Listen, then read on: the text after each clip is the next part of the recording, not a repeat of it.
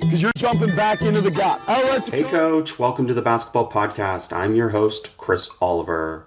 I appreciate you joining us for this week's podcast. Be sure to rate, review, and subscribe to the show, and visit basketballimmersion.com for more coaching resources and access to all the basketball podcasts. I hope you will give us a shout out on social media, on Twitter at @BBallImmersion, or on Instagram at @BasketballImmersion to help me continue to share the game. Enjoy the episode. Coach, is awesome today to have Coach Jay Hernandez with us. Coach Jay is currently an assistant coach with the Charlotte Hornets, where he's been for the past 2 years, and previously was with the Orlando Magic for 4 years. Coach, welcome to the podcast. Thank you. I appreciate you having me. Well, you're a great follow on social media. You have a background in terms of player development and running your own business. And certainly you have experience as an NBA coach too. So it's natural for us, Coach, to be able to talk a little player development. And I just quickly, even before we get there, I wanted to share a story from a mutual friend, Dave Love, who told me a story about you in your early years in Orlando, where you did not do scouting reports. You weren't assigned scouting reports, but you did them anyways. And then the next year, that was one of your responsibilities. Can you talk about why you did that? Yeah, I came into the league with no experience in coaching. So I skipped all levels. I was doing strictly player development within my own program in New York, and I was doing that full time for 10 plus years. And when I got to the NBA, I got involved with a staff that had already been there 2 years. And Jacques Vaughn and his staff had already been together for 2 years. So I came into it in a situation where the terminology was different. They already had certain schemes in place. So the vocabulary was all new to me, and I was just trying to learn. My biggest thing was trying to figure out how do I continue to grow and develop, because I was so used to doing 10 to 12 hours straight a day for a period of months, working players out. So now you're telling me I have Ben Gordon and Tobias Harris, just 2 players, then what else is there to do the rest of the day? So I knew that, my progression over the course of time was to keep developing, and I used it as almost like a paid internship. I knew what I could do on court. And fortunately for me, I was doing that early on, so that when James Borrego came in as the interim head coach with only 30 games left, I was able to do a scouting report, be able to put everything that I need to do, whether it's film or on paper, do that already. And obviously it took a little bit more work. I was nervous doing it for the first time. I had, management in the back watching players, seeing how we were going to do. And, it gave me a leg up by being already prepared to take that next step. And I think it's very important for coaches as a whole to get uncomfortable and figure out other areas that they might not be very good at in order to continue to grow. And I knew, I had a lot of areas that I need to get better at. So first thing I wanted to do is get with my video coordinators, who are some of the hardest working men in showbiz, and ask them how to cut film, how to trim it myself, and how to find certain things that I wanted, and be able to start organizing those clips. So it was very valuable for me, not only when I got the opportunity to work with the team as a whole and put a scouting report together, but obviously from a player development standpoint as well. Well, it speaks to preparing for, future possibilities and whatever may come your way. And we ask players to do that. And certainly as coaches, the best ones do that constantly, as well as you try and grow and learn. So, Coach, it's a great segue into what this podcast is going to focus on, and that's player development at the NBA level and all the lessons that we can extrapolate to other levels as well. But it's been clear that Charlotte's had a player development focus from the get-go with Coach Borrego coming in there. So can you talk about what that looked like at the NBA level, having a player development-focused organization-wide philosophy? Yeah, I think, again, player development is something that has taken shape over the years, right? It was a term that wasn't widely used when I started. It was called training and different things. And I feel like player development guys and people that can relate to players and get the best out of them are getting opportunities to become head coaches. So I definitely feel like it's a term that has grown within the NBA, that has been valued in the NBA. There's definitely guys that are being looked at and ladies that are being looked at across the world to come in and do player development, coming from the college ranks as well as from the private sector like myself. And a lot of times the player development is looked at as something that you're doing for a young team, an up-and-coming team a lot of times, right? Usually a guy who's very strong or a lady who's very strong in player development is getting those jobs with teams that have a good young core. And so, I think it's something that again, with all players. I think you saw with Kenny Atkinson when he was in Atlanta working with a guy like Al Horford, who'd already been successful in the league, and helping him improve, guys improving their shots later on in their careers like Brook Lopez. There's a lot of guys out there that have gotten better, with time and I guess in their veteran type years. So I think development now is looking at the totality of the game and how that translates over from the individual aspect where guys are getting better with their skills. They're getting better with their decision making, their ability to carry that over to the games and seeing how that translates to a role, how that translates to the system that the team is imparting. So, player development is now encompassing so much more, especially with, what you have with load management, what you have with analytics and guys, internally being able to feed you information and then being able to tie that in also with strength and conditioning and some of the other components. So I feel like player development is the bridge to everything that's going on within an NBA program. Well, I think one of the important conversations that we need to have with you and other people at the NBA level is because you have these resources, you can help the rest of us better understand how we can assess whether player development is working. Ultimately, transfer to game is the most important thing. But in lieu of that, what are some things that you do to be able to assess whether player development is working? Yeah, I mean, we do it on a basis, obviously from a team basis, we're tracking things throughout the year. And, so the stuff that we're working on in our vitamins and in our workouts, we have to make sure when we're doing individuals that that's tying into some of the stuff that we're going to end up seeing within the group format. And then from a group format, how that's translating to the overall team. So for us, we do track things throughout the season, to make sure that what we have in our system is being done. And we're grading some of those things as well.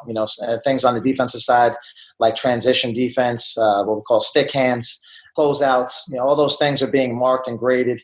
And those are things that we're going to have to, as well, if they're not being done, be able to incorporate that into some of our sessions, and be able to make it so that we're talking to the players not only about the effort required for some of these things, and we're also talking about the technique, we're talking about the whens and the whys. And so, for us, we do, I think, a really good job of making sure that we keep talking to the players throughout the season about what's going on game by game. We're tracking things, quarterly as well, being able to see, where players are successful, whether it's in finishing or passing rates, turnovers, things of that nature, so that we have some of those components. And then we're also tracking some of the subjective stuff, from a standpoint of leadership, things like, being on time and communication skills. And so, again, player development encompasses the all-around player, but also the person. And so some guys are different with their personalities, and you have to just be able to figure out how to engage with them more so that you can get more out of them in different areas. But for us, it's constant, whether it's the player specifically working with the coach, it's, our staff meetings, talking with Coach Borrego about what we need, from certain players and what he's seeing, because ultimately he's the one that's deciding the playing time, and then being able to transfer that and communicate it properly to the players that we're working with. I look at it in this way, and I want to get your thoughts on these three areas. Player development is player-led. That means the player on their own getting better. It can be coach-led, which is the coach one-on-one working with the player. And then it can also fall, as you already mentioned, within team development, so player development within the team. Can you talk about first player-led development? Do you create expectations for players? Do most players come in with an understanding of how to train and how to get those extra reps that they need on their own? Or is that something you help shape for them? Yeah, I mean, each player is going to be different. I feel like nowadays a lot of players are already coming in with player development trainers or coaches that they've worked with already. So they're used to that individual attention coming up the pipeline, especially from the United States. I've had a chance to work with guys that came over from Europe and a little bit different in terms of the style of teaching. But for the most part, guys get used to that individual type of training. So for us, it's a lot of figuring out who they are, what motivates them. I think is a big thing, that the psychological aspect is huge. So figure out, what motivates them, what their goals are. Talk to them specifically first about what they think they need to work on. And I think that's important to hear it from their voices.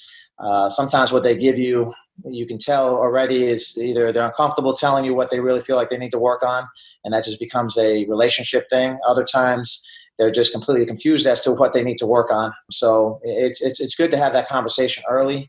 I always say I like to give players what they want early on. We have good, competitive, fun workouts with the players, and then as we start to build a relationship, I give them what they need. And I think it's important, to really have that foundation with those guys. And then eventually, if they say they want to be somebody or they want to do something in particular, and they're the ones saying it, and it's not coming from me, I can use that for them later on to motivate them. When they're exhausted or when they're bored with a certain process, to remind them of what they told me, right from the onset. So I think that's a big part of dealing with players at this level, especially, with the money that's involved, with the talent and, the clout that a lot of these guys come in having. There's a lot of different things that you have to deal with. And a lot of that happens before and after practices or on their own in the facility, or again, with a coach rebounding or whatever that may be. So talk to us about the next level then, where it's organized player development workouts. Are these happening one-on-one mostly? Are they in small groups? How are those happening? Yeah, so for us, we have what we call vitamins. We took it from Chip England and Chad Force here in San Antonio, the terminology. And we have our 20-minute individualized sessions before practice or after practice where players know they're going to work with their specific coach and they're going to get that time in. Within that framework, we also will change it up where we'll have small group sessions. There'll be days where it's dictated that we're going to have multiple guys work together so that we can start working on some two-man game combinations, work on some 3-on-0 type stuff. So we'll also incorporate that. And that's more of a preseason, lead up to the season. The NBA season's so long that there's stages to it, obviously, with off days, complete off days, game days, practice days. So, we do a good job of making sure as the season's progressing that we're getting guys in still for their individuals, but also, that becomes more maintenance for guys that are playing a lot of minutes. For the other guys, we're making sure that we're getting after them. We're told already, from the people that we work with in regards to what loads need to be addressed and how we can do that, what full court drills we can get after with these players. And then we'll incorporate some of the drill and play situations before the games where we'll have 4 to 5 guys that aren't playing that much, and we'll have an opportunity to actually drill them and then go ahead and play, some organized pickup, put them in different scenarios and different situations, whether it's against drop coverages, we'll have guys getting trapped at times and we'll mix up those scenarios. Sometimes we just let them free play. And then there's times where we bring that same group back and it's not a playing situation. It's more skill, team-based development where we're working on concepts and, hitting the pocket, making the extra pass, working on our snap drives, different things that we're trying to emphasize so that when they get into those situations where they have a chance to play, whether it's in the G League or somebody unfortunately gets injured and they get a chance to play, they're ready. Their rhythm and timing feels good. I think that's a big aspect of what a lot of guys miss when they don't play. So we make sure that those things are there, and then the terminology is continuing to be worked on. And then whatever teams that we're facing, if there's certain things that we've been struggling as a team, if the players that aren't playing can get better in those areas, they can step right in and not miss a beat. So that's one of the main things that we try to focus on. A lot of stuff there to unpack. And let's first go to the third part, which is now how are you connecting those two things to team practice or team-focused situations? Yeah, so if we're talking about team practice, team-focused, I think the one thing that Coach does a great job of is allowing us, even in warm-ups, to have stations, to be able to break down certain things that we may be seeing. Maybe there's something that's been trending negatively, or something that we want or positively that we've liked that has been working really well for us, that we'll have a chance within one of those stations to be able to address. For us, finishing is something that we need to continue to get better at because we do a really good job of getting in the paint. We talk about, our snap drives, our boom drives, and things like that, and how to get to them. So we have to do a better job of not only finishing, but decision-making when we get in there. What is it going to look like for each player when they get in there? What are their go-to finishes? So there's things that we're addressing even individually in those situations for each guy so that we can chop it up for the players so that they know that we're still looking at what they're doing when they get in there. But the overall aspect of finishing is still something that everybody has to work on. So each guy's going to have some different things that they're going to be focusing on when they get into the paint.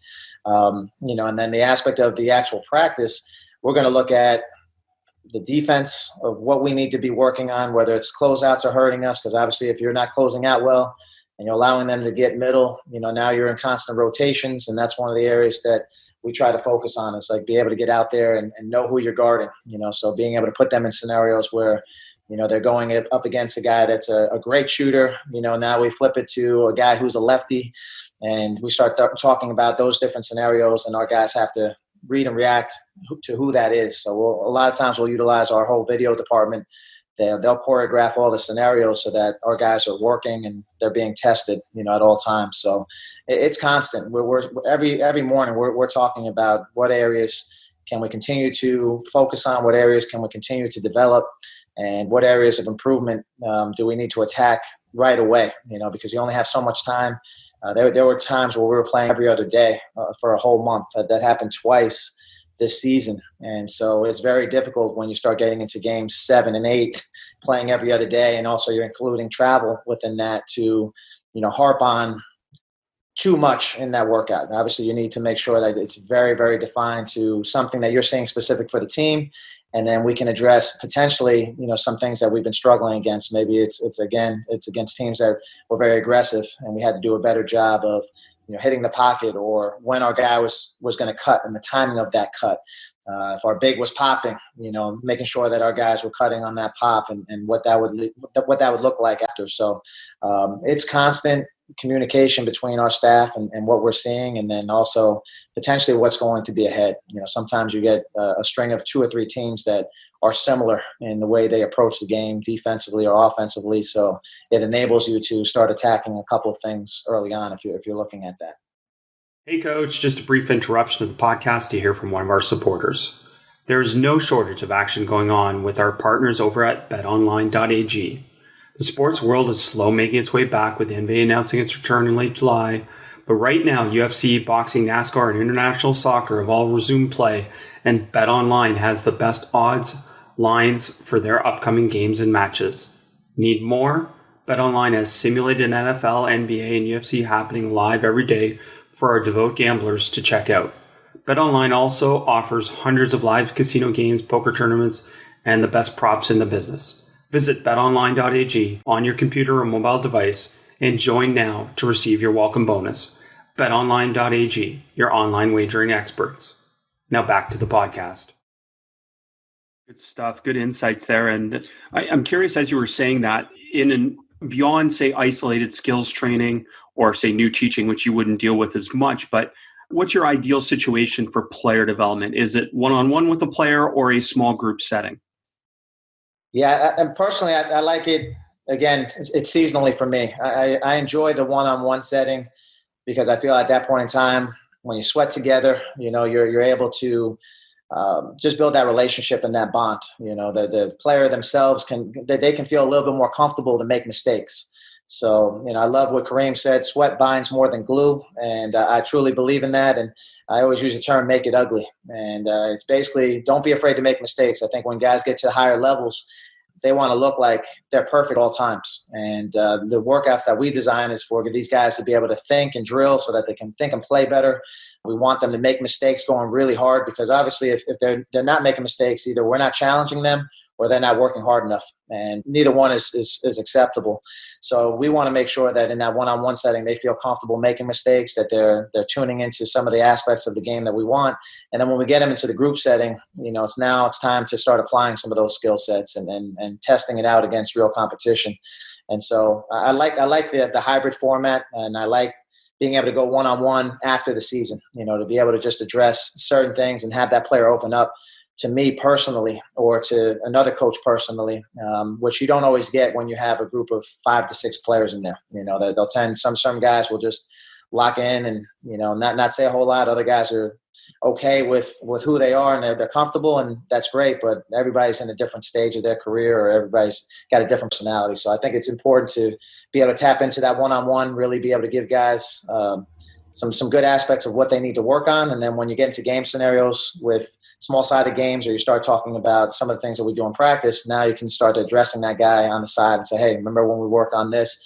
So I think for us, it'll start to grow in its scope as we get closer to the season, and we'll start having more guys on court. Obviously, we're restricted with what we can do, in the off season and being able to bring the whole team together. But it does help when you have multiple guys in there that are going to be playing minutes together, being able to make those reads, being able to have our video coordinators come in, really jump the ball, come in on the weak side and be able to read what those passes are going to be or what those decisions are going to be at the rim.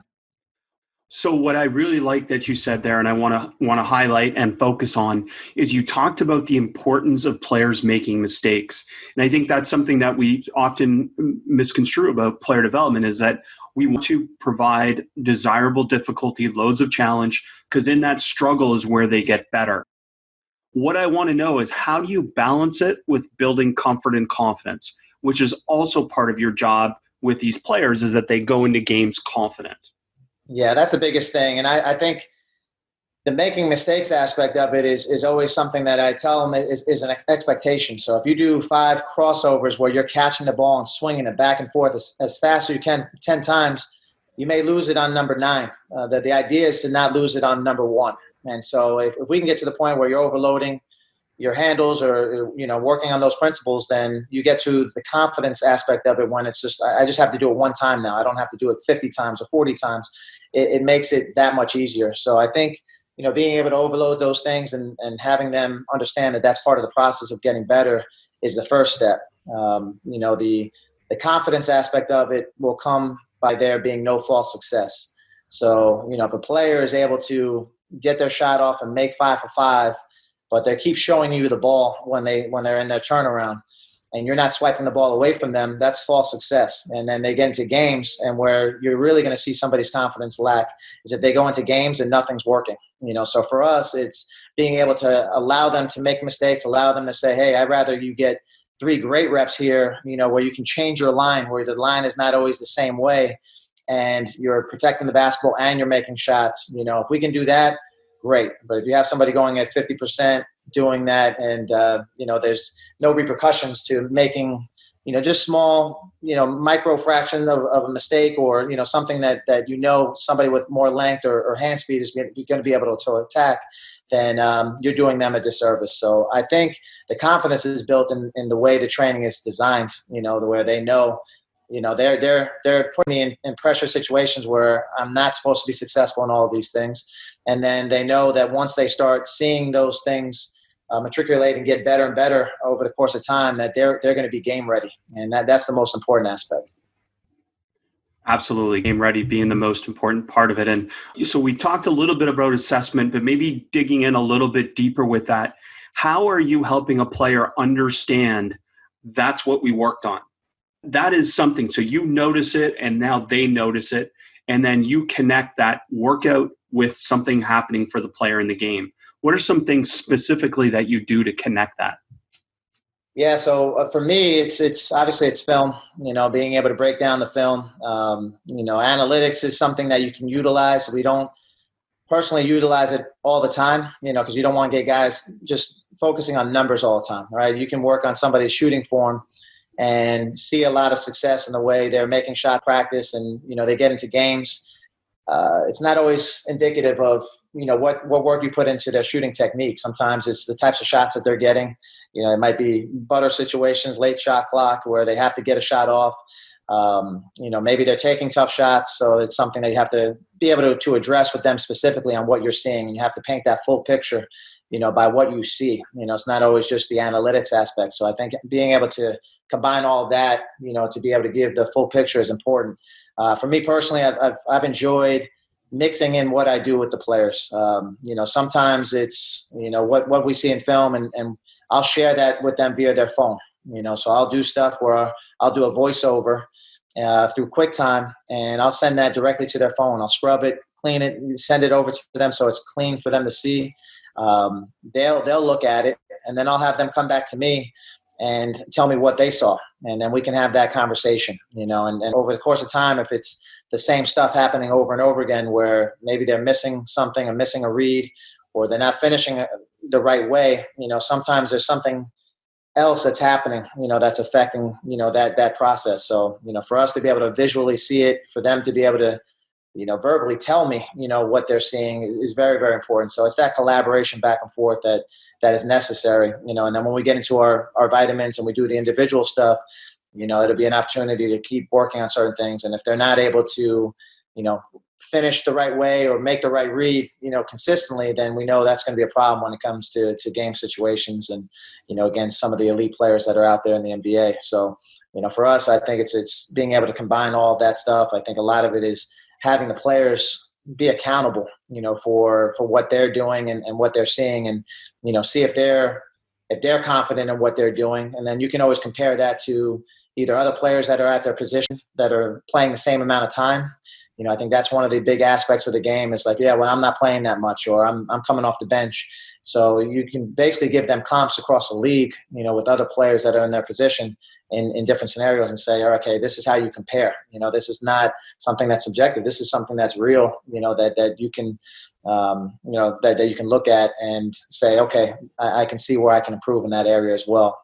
Sometimes it's a matter of, for a guy like Terry Rozier, he loves Dwayne Wade, and being able to pick apart some things that Dwayne Wade did well that I think that can mirror some of the things that Terry can do, and so, being able to have those aspects of the game are huge for us because that goes back to what we talked about, that relationship, understanding the player and just asking them questions, and they'll give you all the feedback that you need to be able to help them improve. Really cool to hear some of this. And the other thing that I got a chance to sit in recently, it was on Zoom, but it was basically it was 10 clips with a pro player and it was a coach taking it through. So I got to sit in on an NBA film session with a player. And what struck me at the end of it was that out of 9 of the 10 clips, not one thing about specific technique or skill was mentioned. Every clip to help improve that player was about decisions. Yeah. So what I'm curious about with you is, how do you connect the decisions for the player? Like whether it's in these 1-on-0 workouts or these group or these team workouts, what are you doing to help players understand decisions? Yeah, a lot of that comes down to, again, what we're doing on court and what we're trying to get accomplished. Obviously, we're talking about rim, free throw, threes. But again, if you're getting to the rim and you're taking a bad shot, then it doesn't help us, right? So, like, again, if you're taking a three where it's a step back contested three, that's not going to help us necessarily. So it's understanding the value within the analytics. So you can have a great profile, shot profile, where it says, hey, we do a lot at the rim, we do a lot, we get to the free throw line, which is great. We're shooting a lot of threes, but again, it's who's taking the threes, what types of threes are you getting? And so those are the areas that we just try to focus in on with our players to let them know consistently. The messaging is very consistent from coach to player, from coach to coach. We're all talking about different things. And then obviously the film is the great equalizer. You can always see it on film, be able to show guys exactly what you're talking about. And then when you get into our situations in practice, now we can put them in scenarios where, we're working on, 5-on-5, and we're, one side is maybe more some video coordinators and everything's choreographed to the point where it's not choreographed on the other side. We're just basically setting up our own dummy offense and having guys talk through their defensive assignments. And then when we get to the other side and the step up happens, now we're playing live. And so I think the more quality reps that our players can get in where they're seeing different scenarios, they're able to understand, like, these are my reads, then it makes it a lot easier. If they have way too much to think about and they don't understand what their go-tos are, what their reads are, then it's going to be very hard for them to make quick decisions. The more they have in their head that they think they can do, the longer it's going to take for them to process a decision. So a lot of it is streamlining what those decisions are going to be, what their counters are going to be from a skill development standpoint.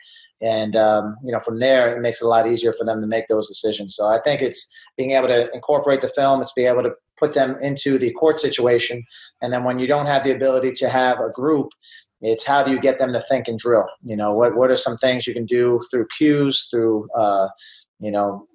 demonstrations. For us, sometimes it's calling out numbers or letters, to get them to get their mind working so that they're able to make the decision off of a 1, 2, or 3, an ABC, or basically, through hand signals, where I put my hand out in front, that means they're doing something specific, or if I put my hand to the side.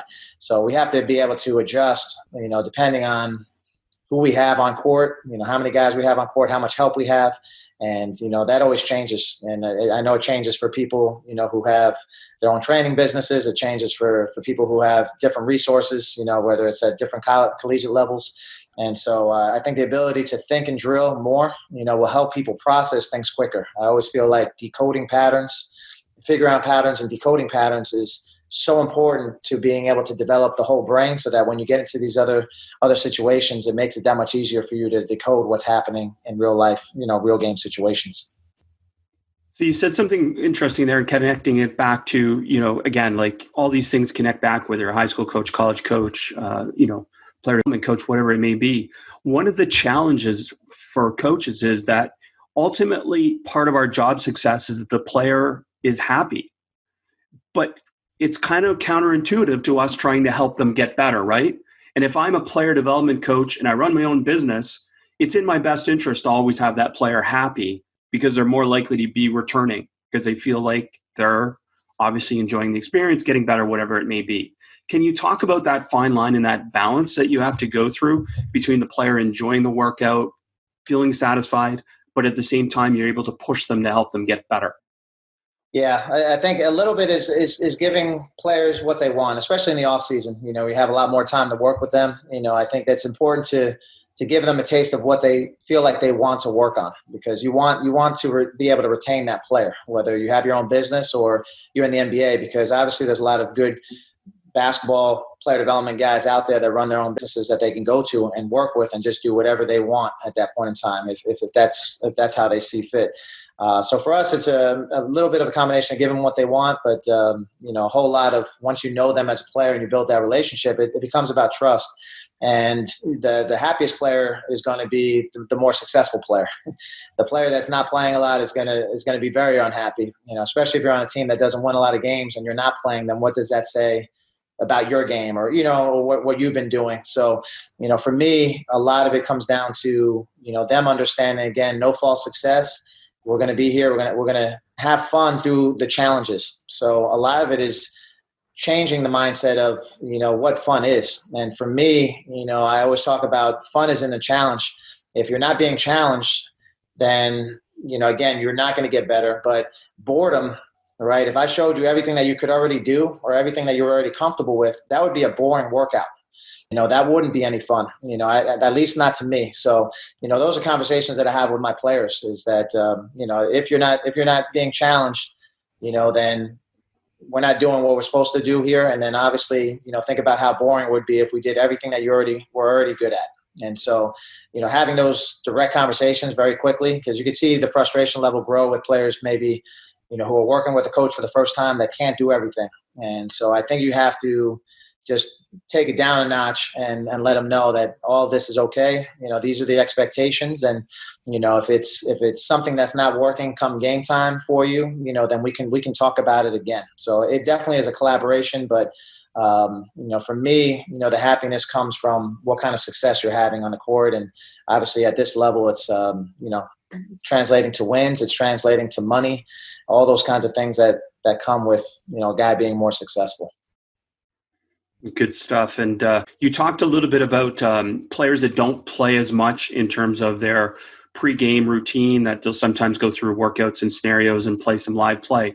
How about a player that plays a lot and their pre-game workout? Is that something that they've developed, or is that something that coaches can give input to in terms of their pre-game individual workout?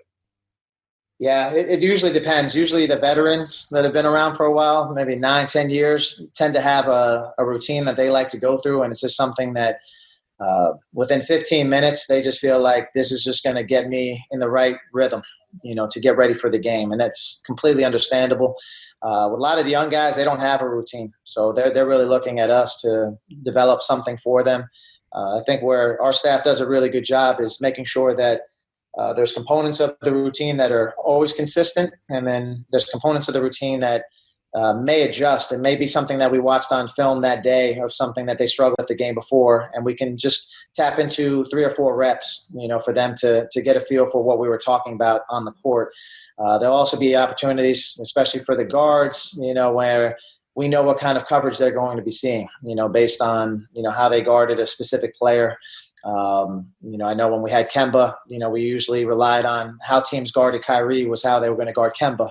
So we would watch games leading up to that, with that specific team and say, okay, this is what they did against Kyrie. They usually guard pick and roll this way, so be ready for this. But, this is something that they changed, and they went to plan B, quickly when Kyrie hit 2 threes, and this is what you can expect.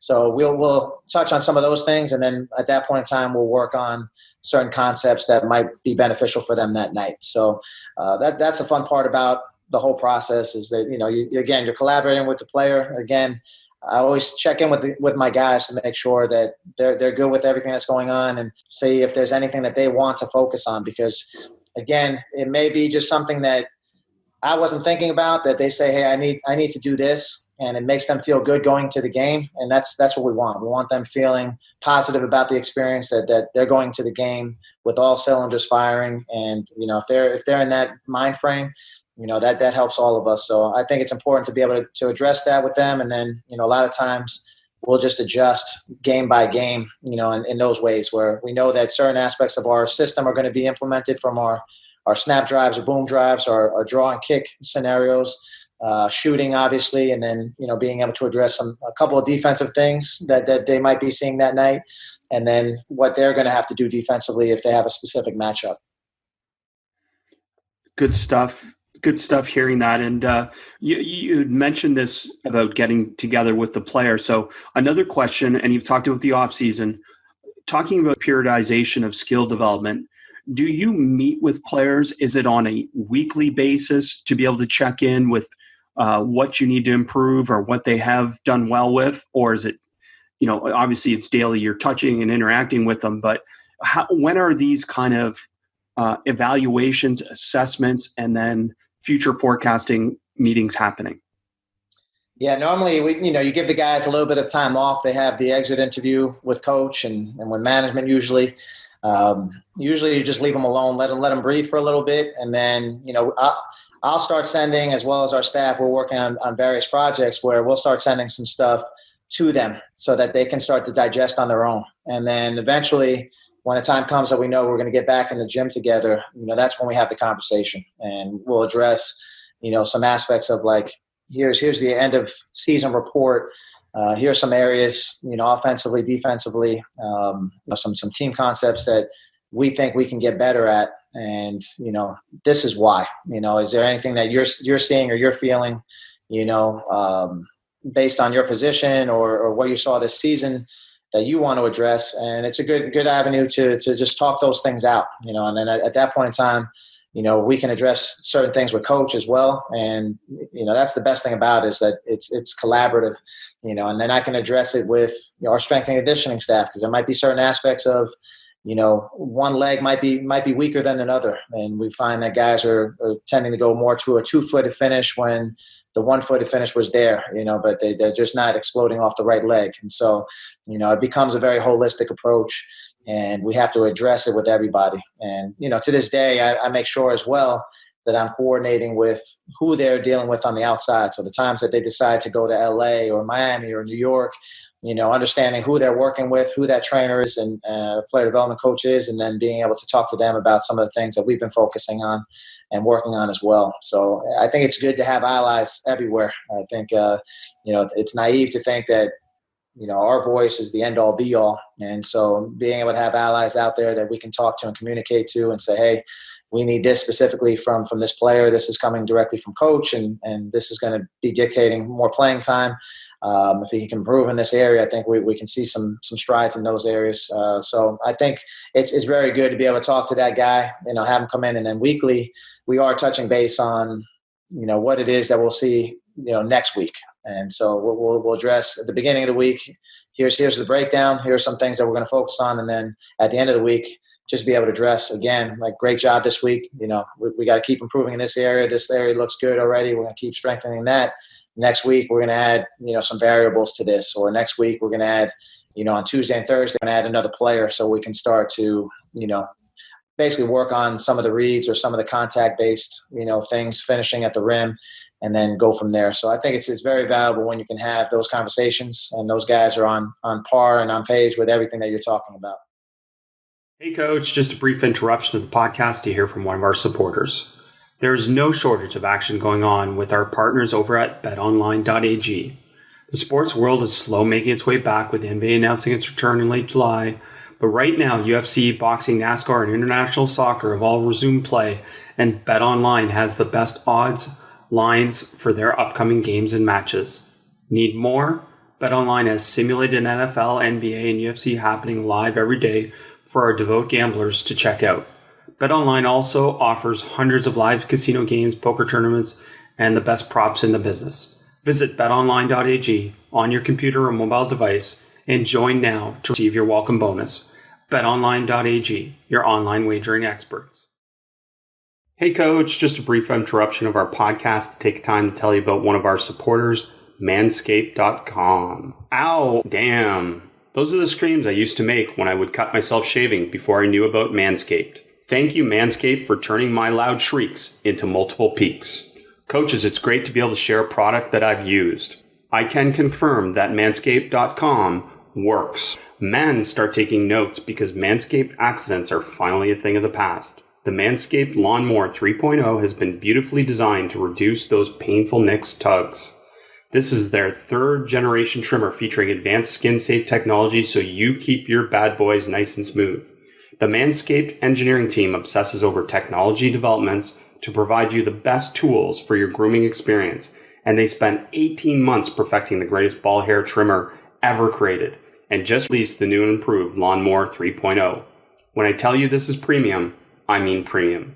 The battery will last up to 90 minutes so you can take a longer shave. The water-resistant technology allows you to shave in the shower too. One of the coolest features is the LED light, which illuminates grooming areas for a closer and more precise trimming. You need to try this out for yourself. Get 20% off plus free shipping with the code ARMCHAIR at manscaped.com. Your balls will thank you. Get 20% off and free shipping with the code ARMCHAIR, ARMCHAIR, at manscaped.com. That's 20% off with free shipping at manscaped.com and use code ARMCHAIR. Your balls will thank you. Now back to the podcast. So I guess the next area to go to is for a player that isn't playing as much or isn't playing at all, what kind of progress is needed to realistically impact their playing time? Yeah, it's a great question. And it's obviously not an easy one when you have a rotation already set. So a lot of it is, being able to have good conversations with those guys and in terms of why it's important to stay ready, that nothing positive comes out of being negative. So, we want to make sure that they stay positive, that they understand that the approach that we have is to get them ready to play. And so that comes from the G League standpoint, which I think, we've done a much better job the last few years of really having guys go there and get live game reps. And again, we go back to rhythm and timing. We had hired a two-way coach this year, Nick Friedman, that would go spend time with our two-way guys there and be able to give us reports on what was going on and how they were doing. So we stayed in constant contact with our G League staff and make sure that the players that we had that were going to be called up, were ready, for whatever we were doing, offensively and defensively. And then the guys that stuck around, and maybe there were some veterans that weren't playing much, we made sure that we were actually playing. We had times where we actually played 5-on-5. We incorporated, and that's why it's helpful for us to have guys that can not only cut film, but can play the game in the film room. And we'd have those guys come out and be a part of those games. They knew the system. They knew what we were trying to run. And, a lot of times we would be able to incorporate certain aspects of maybe some new ATOs that we wanted to try out, so it was good for the coaches as well. We're incorporating some new plays that we already put in. And then we were able to also incorporate, with those guys, things that we've been working on individually, and say, okay, this is a good opportunity for you to work on this now. You're in the post. Here are your options out of the post. And, upward DHOs is something we've been focusing on, or a split game. Let's try to get to that. Or we want to emphasize our drive kick swing. So if we got a drive kick swing, we get 4 points for a drive kick swing, 3, as opposed to just 3 points. So, we were able to do certain things in there, and it was really, really good. And we saw that, especially in our first year. We had guys that weren't getting a lot of minutes, that were veteran-type players. You had Bismack Biombo, who wasn't playing at all early in the first season with us, who stayed with that program and continued to get better, and he saw the value in what we were trying to do, because we wanted him to stay ready and engaged. And when he got his time, he was able to go full throttle, and that gave the other guys that were still in that program that weren't playing an opportunity to say, okay, I see what happened. He was ready to go, and now he's capitalizing on that. We had the same thing happen with Billy Hernan-Gomez, when he was sitting out for a long period of time. The guys that were in the G League in our first year came back. Dwayne Bacon, Devontae Graham did a great job this year for us. It was Jalen McDaniels and Caleb Martin came from the G League after, pretty much the whole season. And our last, month of the season, we were competing with everybody, winning some good games. Our last game of the season, we came back from 20 down at Miami and won that game. And those guys were playing major minutes. And so I think when you have a program where it's not just talk, where you can point to examples of guys doing the right thing, and when the opportunity came, they seized it. It's motivating, and it'll keep guys on the right track for a longer period of time.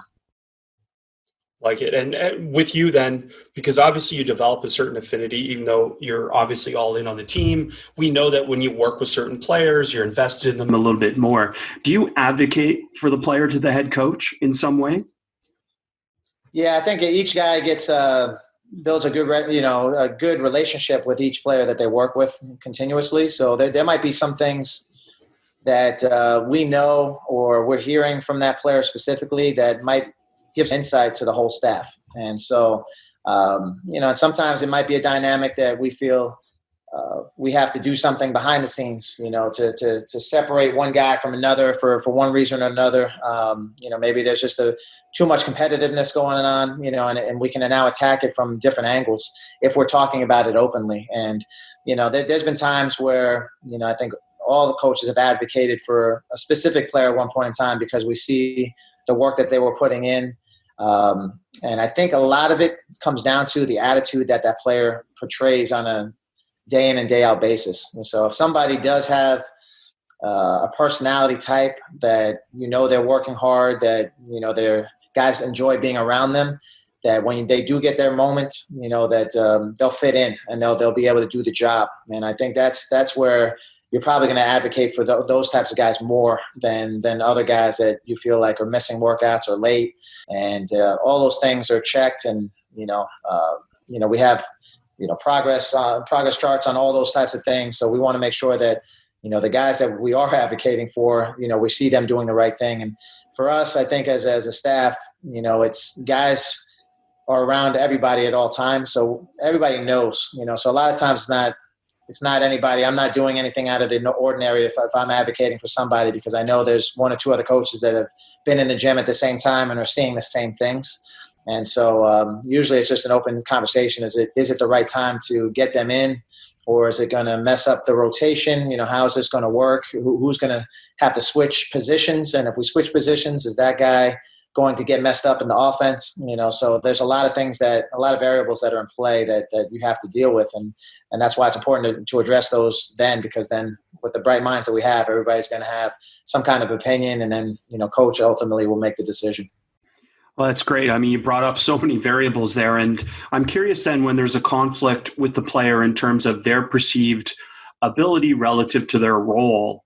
Yeah. What are some of the best ways to be able to have those conversations back to the player then, to be able to have them understand the patience required and the continued development required, and not to obviously lose their belief that it's going to happen eventually?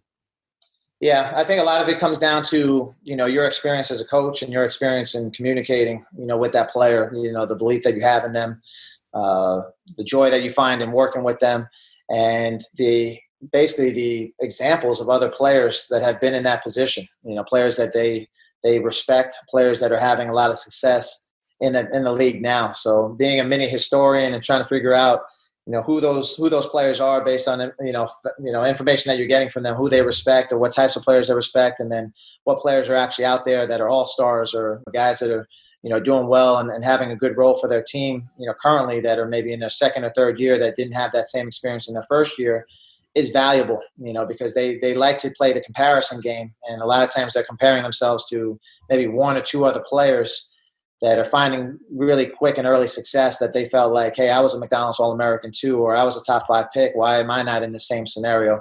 And so I think it's really important for them to see all the other examples of players over the course of time, that had to continue to fight, continue to work for what they wanted. And eventually, that made them a better leader because they actually had to fight through something and they could relate to other players as they got older and be able to talk to them and say, hey, I've been through that. I've been through, a really rough season. I bring it back to Kemba because, he came in from UConn winning a national title to statistically being on the worst team ever, his first year in the NBA after that lockout.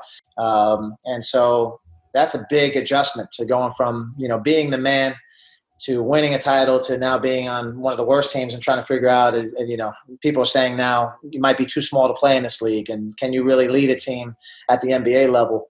And so all of those types of things, I think, will lend themselves to young players that are in the program, as well as just examples of players on your own team that you could see within 20, 30 games how their role has changed. And so I think it's really important to be able to have those conversations open and honest with those guys and, just say, if we do these 2 or 3 things leading up to, the next 10 or 15 games and you get your chance, you're going to be able to not only show the work that you've been putting in, but you might actually get an opportunity to sneak in or crack into the lineup. And so by just having that conversation, I think it pays dividends in the long run. Coach, I've heard from multiple people that you're pretty creative with your workout stuff, and it makes sense because you've done this for a long time in a lot of different settings. Can you talk a little bit about how you come up with the different types of drills or different types of things you do with players? Yeah, I think a lot of it for me early on just so happened that I was working with players that weren't very good. When I first started training, in 1998 while I was still playing college basketball at Hofstra. Playing for Jay Wright, who's a phenomenal coach. And so some of the terminology that we use there, I started using in some of the workouts that I had with players. And I realized that I needed to build a bigger base of words and terminology for the players, for them to understand the whens, the whys, and the how to do things. The explanations of things had to be a little bit more concise in a 1-hour workout with somebody, especially a kid. And at that point in time, most of the kids that were training, they had money. Their parents understood what the value of training was, so they had either a pitching coach or they took tennis lessons. The players in New York that were really good, their mentality was like, "Why would I pay for training? I'm already nice. I'm good. Like, that doesn't even make sense that I would pay you to play basketball." And so at that point in time, there was really nobody in the New York area that was doing it on an individual basis that had put a program in place, had terminology, had figured out, how do I get this kid to eliminate baby fat, from his game? When he's making an inside-out move, he's making the move, and then he's taking an exaggerated 1-2 step after that's getting him closer to the defender. And so for me, I wasn't a great athlete, so I had to figure out ways to eliminate the baby fat from my game and be quicker with how I got my shot off. And a lot of that came from footwork. It came from placement. And so that's how a lot of it started for me. And then I would do certain drills with players, and then eventually, like a mad scientist, you start to see they do something wrong, but then it's a variation to a drill that you wanted to do. And I always try to figure out ways that I can get players to engage the mind more than just the physical activity. And that's how I always talked about thinking and drilling was very important to me, so that the faster that they can decode some of the patterns that we were doing, some of the partner drills we were doing, some of the reading situations in a 1-on-0 setting, it would help them be ahead of the game when they got with a coach, that maybe gave them a new philosophy or a new terminology or whatever the case may be, because they were already ingrained throughout the training to decode patterns, to be able to figure out ways to make it easier for themselves. And that's how a lot of it started for me. And then once I got better players, they were already very talented in different areas. They just sometimes didn't know how they got to those areas. or they couldn't get to them enough. So we would start to address those needs. And, some of the stuff that I did in the past with my players, going throughout with Evan Fournier or Tobias Harris and some of those guys, we would work on some specific things where we would do some dribbling techniques and we'd be partnered up. And with that partner series, we would change the routine every 5 or 6 games once they got comfortable with that routine. And we would see how fast they could get the routine. And, a lot of it would come down to little micro skills within the routine. They had to let the ball hang. Or if they saw that I messed up, they'd have to slow down. We'd have to be able to figure out different things. They'd have to have their fingertips down on the ground when we were doing certain crossovers, or they had to cross the midline when they were doing certain things so that they wouldn't get the ball stripped from them. And so, it's just all these little things that I try to look at, from player to player, and obviously spending, legitimately for me, it was 10 to 12 hours straight a day, 6 times a week that I was doing that when it would hit from mid-April all the way till September. With pre-draft training and, kids coming in from school. And then in the summertime, it was the pros that would come back. And so that's a lot of time, just to be on the court. And eventually I would learn from my players. I would learn from other trainers that were in the gym with me. And, I just tried to figure out what were the best ways to streamline the process to get that player better quicker. That was a learning process that I had to go through years and years, where it's like not necessarily a 3-ball dribbling drill is going to be as effective as if they can perfect maybe a 2-ball dribbling drill in a shorter amount of time. Does that equate to them being able to pick up the ball faster from their crossover there between the legs into a pull-up? So just playing around with heavy balls, just, again, learning and talking to different experts and not only in the basketball realm, but, being able to learn from, mixed martial arts and Muay Thai, learn, from people who play tennis or soccer, footwork wise. There's a lot of different aspects that can be carried over. And I just tried to look at all those different things to see how I can help my players. And a lot of times when players come back to you, they come back better from college or from a summer off, or they were working with somebody. And so as they get better, I always felt the need for myself to improve so that we can continue the process. And, and when you have your own business, that's huge, right? You want to be able to keep people week in and week out, year in and year out. And if you can do that, it's because you've actually improved and you're able to keep challenging that player, year after year. Love it. Great insights and advice to so many coaches in terms of their development. Nothing replaces experiential, and nothing replaces trial and error. And that's a huge part of this, isn't it, to develop as a coach? Without a doubt. Again, you learn some things in terms of the way you communicate, certain things, or, what certain guys are relating to. In the player development realm, for me, it's been really cool just to continue to progress and watch, how other guys interact with players. How players learn is so important. Are they visual learners? Do they want to see it? Do they want to see the move first before I do it? Is it something that they need to see somebody, an example of it? Some guys can just, hear it and they go ahead and they do it. Okay, we're going to do a right, left here into a left, right or whatever. And they can do that. There's certain guys that have a hard time with the board when a coach draws up a play. And so if that's a situation that I put myself in, before, where I look at how the coach is drawing up plays. Guys like to hold the board, horizontally or vertically, and you see players switching the board when they're trying to get out of a timeout because they need to see it from a different angle. So we'll incorporate the way coach draws plays into some of our individual training sessions, and we'll design some of the drills where we're drawing up, the plays within that, and they know what shots they have to get out of that play. That way they can continuously see that, and then eventually we can figure out, all right, where's the disconnect here? Why are they having a problem, seeing this? And then, we can address it with them right then and there throughout our player development workout. And then we can talk to coach and let them know, like, hey, we're seeing that this whatever this is a struggle for them, and it's good information for the coach to have as well. Tremendous, Coach. Really, really good stuff. And I cannot thank you enough for taking the time and sharing with us. And, coaches, if you don't follow Coach Jay, especially I think on Instagram is the main place where you do a great job sharing the game and providing insights, at Coach Jay Hernandez. He's on Twitter as well. But definitely follow him, and, you'll get some tremendous insights. So thank you for sharing the game with us. I appreciate you having me on, and I love what you're doing, with all these podcasts and the information you share. So thanks for helping me get better on a daily basis. Thanks for listening. Be sure to rate, review, and subscribe to the show, and to give the Basketball Podcast and this week's guest a shout out on social media to show your support for us sharing the game.